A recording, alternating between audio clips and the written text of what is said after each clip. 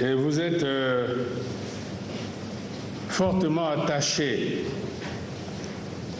à la paix. Ceci a été dit presque par tout le monde. Et je retiens au sujet de cette question importante deux repères, peut-être trois. C'est la déclaration pathétique faite par les ex-combattants. Je dois vous dire que j'ai reçu lors des consultations à Brazzaville certains de leurs délégués venus du Niari, de la Bouenza et de Brazzaville. Ils m'ont simplement dit, Président, vraiment on connaît le goût du sang que lorsqu'on se blesse à la langue, c'est très fort, et que nous, les ex-combattants, nous sommes déjà blessés à la langue, nous connaissons le goût du sang. Je leur ai dit, oui, le peuple aussi. Ils ont dit justement, ce peuple qui s'est déjà blessé à la langue, qui connaît le goût du sang, c'est de quoi il s'agit. Voilà pourquoi nous, les ex-combattants, nous n'accepterons plus de violence dans ce pays. Ceci a été dit lors des consultations à Brazzaville, ceci a été redit ici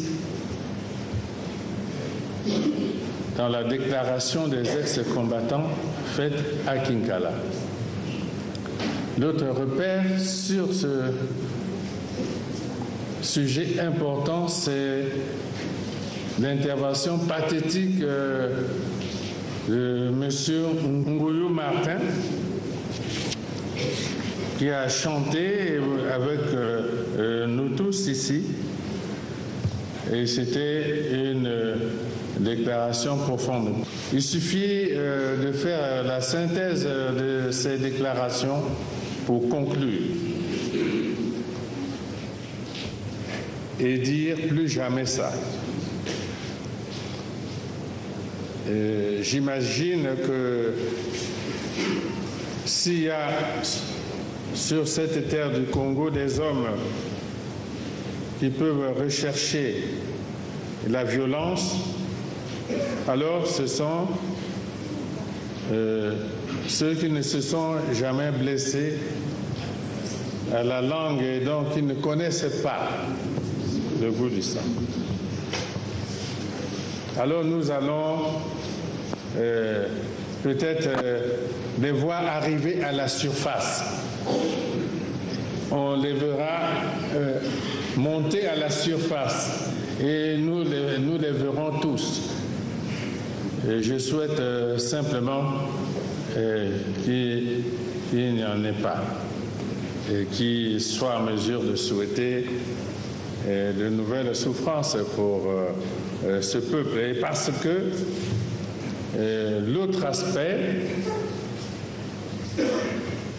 de notre entretien qui a été fortement souligné, c'était le développement, peut-être pas le développement, disons certains progrès qui ont été réalisés dans le pays, tout le pays, certains progrès qui ont été notés dans tout le pays parce qu'il y a eu la paix dans ce pays.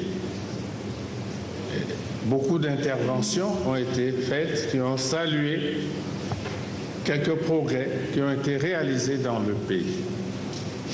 Et le troisième élément, et c'est naturellement les difficultés qui existent et qui ont été mentionnées, les difficultés, des problèmes non encore résolus, que ce soit à travers la municipalisation accélérée, parce que l'on se trompe souvent. Beaucoup de Congolais croient que tous les programmes de gouvernement maintenant se réalisent seulement à travers la municipalisation accélérée. Non. Il y a la municipalisation accélérée et il y a toujours le programme permanent d'investissement du gouvernement, département par département, et qui s'exécute aussi. Et tous les problèmes qui ont été mentionnés ici à travers des interventions, de pistes agricoles, de santé, d'éducation, de commercialisation de produits, etc.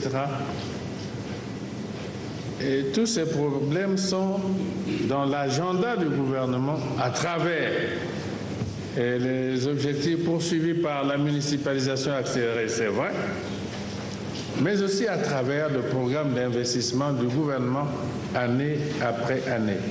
S'agissant des projets de municipalisation accélérée, voici le document qui fait le point de la réalisation ou de la non-réalisation des projets de municipalisation accélérée dans le pool, district par district, projet par projet. Le président a ce document sur son bureau. Si j'ouvre une page, on lit district de Boko, siège de l'hôtel du sous-préfet réalisé peut-être à 50%, tel autre projet réalisé peut-être à 80%, tel autre projet peut-être à 30%, et puis tel autre projet non encore exécuté. Ceci est valable pour le département du Poul comme pour les autres départements. Je vais vous donner un exemple, je le donne souvent, parce qu'il faut que les Congolais apprennent à vivre le pays tout entier. Il ne faut pas le vivre seulement à travers son département. Et voilà pourquoi je suis très heureux de savoir que, avec les progrès ces derniers temps, les Congolais sont en train de circuler dans tout le pays et de connaître le pays. Il faut connaître le pays.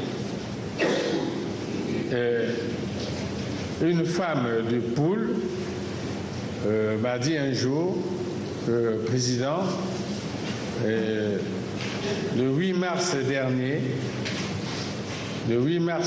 j'ai pris ma voiture dans le Poul et j'ai roulé en voiture.